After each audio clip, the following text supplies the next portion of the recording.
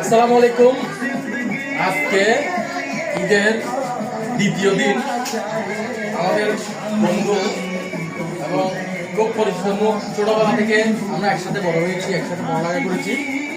আজ ঈদের দ্বিতীয় দিন, জিয়াউদ্দিন বাবলুর করে আজকে আমাদের খাওয়া। আরেকটি বিশেষ একটু কথা বলতে চাই।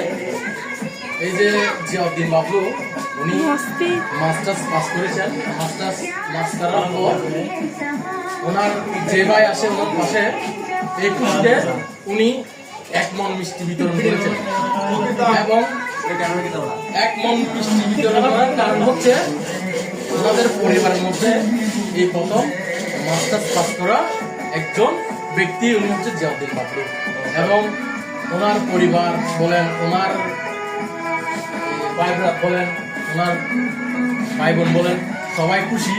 এবং ওনার বংশের মধ্যে সবাই খুশি। বংশর নাম এখন আরো উজ্জ্বল নক্ষত্রে। আমাদের মাঝে আরো উপস্থিত আছেন আমাদের যারা ইমরান ভাই, আরো উপস্থিত আছেন